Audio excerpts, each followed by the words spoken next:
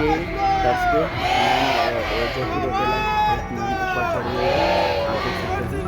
ये देखिए मैम देख सकते हैं अपनी मांगों को पूरी करने के लिए ऊपर चढ़े हैं। देहरादून में वर्षवार भर्ती की मांग को लेकर नर्सिंग बेरोजगारों का आंदोलन अब और उग्र हो गया है। नर्सिंग एकता मंच के बैनर तले प्रदर्शन कर रहे बेरोजगारों ने सरकार के खिलाफ मोर्चा खोल दिया है। विरोध के दौरान कुछ प्रदर्शनकारी और महिला कांग्रेस अध्यक्ष ज्योति रौतेला परेड ग्राउंड स्थित पानी की टैंकी पर चढ़ गए, जिससे मौके पर हड़कंप मच गया। प्रदर्शनकारियों का कहना है कि सरकार बार बार भर्ती प्रक्रिया के नियम बदलकर उनके भविष्य के साथ खिलवाड़ कर रही है। उनकी मांग है कि नर्सिंग भर्ती प्रक्रिया पहले की तरह वर्षवार यानी सीनियरिटी के आधार पर की जाए, ताकि लंबे समय से नौकरी का इंतजार कर रहे अभ्यर्थियों के साथ न्याय हो सके। साथ ही उन्होंने भर्ती पोर्टल बंद करने, IPHS मानकों के अनुसार 2500 से ज्यादा पदों पर नई भर्ती निकालने, उत्तराखंड के मूल निवासियों को प्राथमिकता देने और आयु सीमा पार कर चुके अभ्यर्थियों को विशेष छूट देने की मांग उठाई है। प्रदर्शन के दौरान पुलिस और नर्सिंग बेरोजगारों के बीच तीखी नोकझोंक भी देखने को मिली।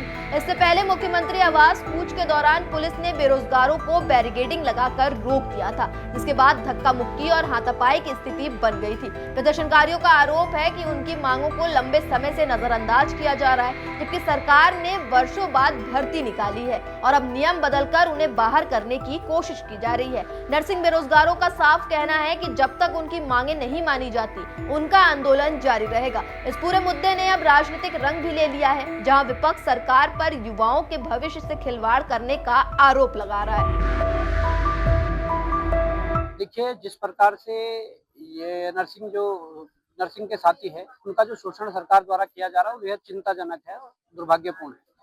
साफ तौर पर देखा जा सकता है कि अपने अधिकारों के लिए जो युवा लड़ रहा है और संवैधानिक तरीके से लड़ रहा है, उनको उकसाया जा रहा है, उनको मजबूर किया जा रहा है गलत राह पर चलने के लिए। तो आज जिस प्रकार का स्टेप उठाया गया है, ये मजबूरी में उठाया है और सरकार को चाहिए कि इसका समाधान के लिए आगे आए। इस उत्तराखंड के भीतर जितनी भी अस्पष्ट जो नीतियां हैं, जो स्पष्ट नहीं है, उन नीतियों में बदलाव की जरूरत है और युवाओं को राहत देने का समय है। अगर ऐसा नहीं होता है तो निश्चित तौर पर ये पहला स्टेप है और इस स्टेप के बाद जो अन्य और स्टेप होंगे, निश्चित तौर पर वो सरकार शासन प्रशासन के लिए मुसीबत खड़ी करेंगे। तो कहने का मतलब ये है कि सरकार समय से चेत जाए और इनके समाधान के लिए प्रयास शुरू करें।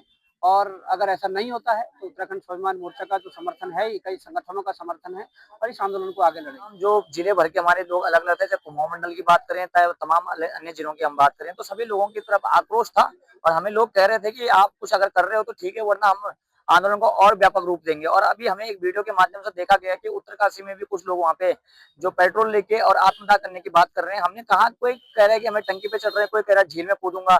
ये सो तो तमाम चीजों का जो प्रेशर हम पे भी है, हम पे भी कुछ था कि इतने दिन धरने के बावजूद हम क्या कुछ निष्कर्ष नहीं निकाल पा रहे हैं, तो हम पे भी एक दबाव था। और उसके बाद तो हमने तो यहाँ पे प्रदेश में ये जो डिसीजन था वो लिया था अपने लोगों के साथ बातचीत करके।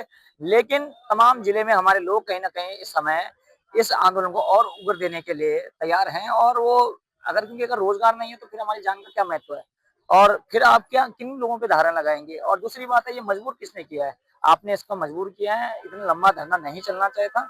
शासन प्रशासन को सुध लेनी चाहिए थी। अभी भी समय, आप सुध लीजिए। हम भी आप ही के प्रदेश के बच्चे हैं और आपसे कुछ अन्य चीजें से नहीं मांग रहे, न्यायोचित मांग के लेकर कर रहे हैं। आप एक बार बात तो करिए।